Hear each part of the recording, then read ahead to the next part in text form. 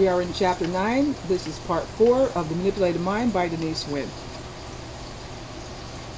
Frank says that the very nature of psychotherapy attracts people who will best respond to it, i.e., those who readily adapt their behavior according to subtle direction. People who go to psychotherapy are those who have problems which result from their ability to respond to other people in an emotional way. They are touched by the relationships with partner, parents, or colleagues to such an extent that they react emotionally to the interpersonal problems that arise. And in a way, that induces sufficient stress to warrant treatment. They are therefore highly susceptible to interpersonal influences, including those emanating from the analyst. There is evidence, says Frank, that suggestible people tend to stay in treatment longer than less suggestible people. Those who opt to enter therapy not because of any immediate distress which is affecting their lives, but because of a calm wish to explore themselves more fully, do less well in therapy than those who readily experience anxiety on the couch.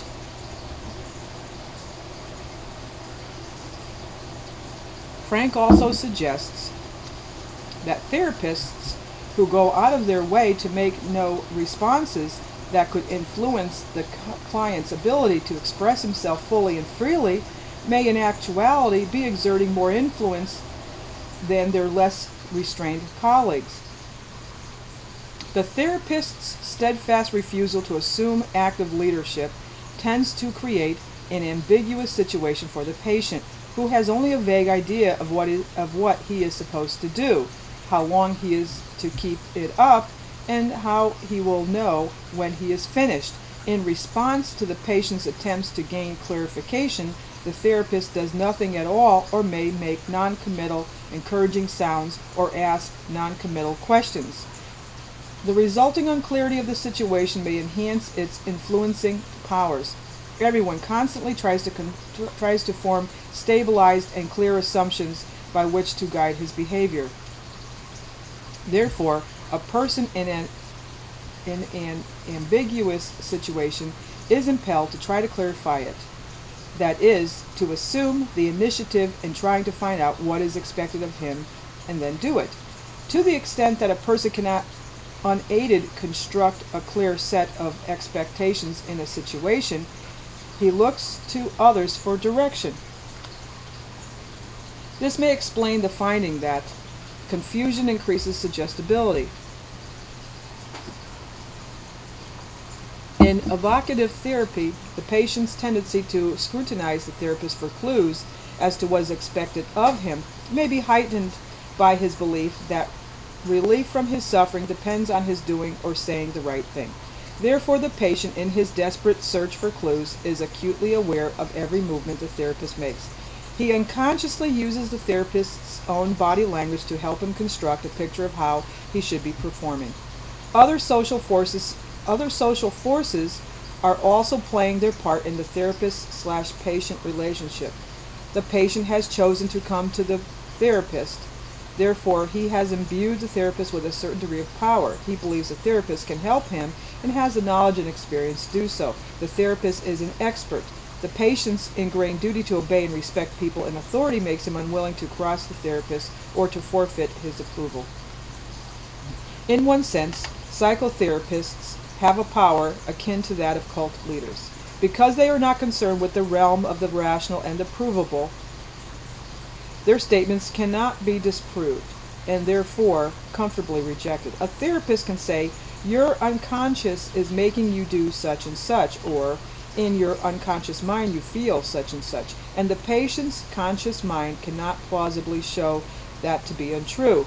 A cult leader can say, "You will only come to understand if you believe such and such," and the confused follower will never be sure whether he would have reached enlightenment if he had followed the route prescribed. Both patient and follower have to make judgments about whether they go along with such interpretations which pertain to the irrational, but they only have their rational minds with which to make their judgment. Their only option, therefore, is to believe or not to believe. The patient in psychotherapy is provided with a safe environment in which to confess the secrets of his guilty past. But even more powerful is the confession made in group therapy where, as his reward, the patient experiences the admiration, approval, and warmth of the other members of his group. In an encounter group, for instance, each member may have his or her turn to work through some emotional block. One man may have felt hostility towards his mother for years, and he can't understand it, because she has always been supportive and warm, with his best his best interests at heart. Persuaded at last to pretend that his mother is the pillow which he is handed, and to thump that pillow and let his real feelings out, he discovers that he hates her because she never let him learn his own way and make mistakes for himself. She was always there protecting him.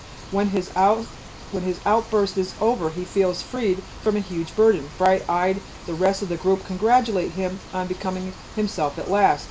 They feel proud that with their support he has let himself go, and show him much affection and physical warmth to reaffirm how much more of a worthy person he seems to them now. Not only does the man experience the relief of expressing his tensions, but he earns the social approval of his peers. He feels bound to them because they shared with him his deepest feelings. He feels gratitude and love. He may never have met them before, and were he to be in a relationship with one of them, he might well be experiencing and repressing the very kinds of negative emotions, hostility, envy, insecurity, that he has expressed in front of them and been rewarded for. Yet the emotional atmosphere in the safe, sheltered environment leaves him feeling only love and trust.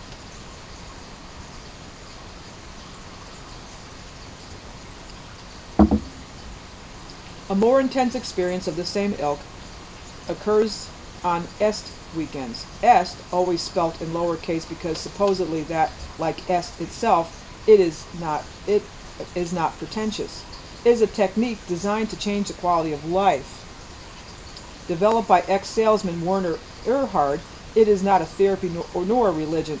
In groups of 250 over a long weekend spent sitting for much of the time on hard seats and with the minimum of breaks to go to the bathroom or eat, the participants are worked on by the trainers to realize that they are wasting their lives trying to live up to expectations of what they should be instead of accepting what they are. What is happening now is of their own making, and that there is nothing to try to be anyway. And I'll stop it right there. That was part 4 of chapter 9. We're reading from The Manipulated Mind by Denise Wynn, and we'll pick up in the next video with part 5.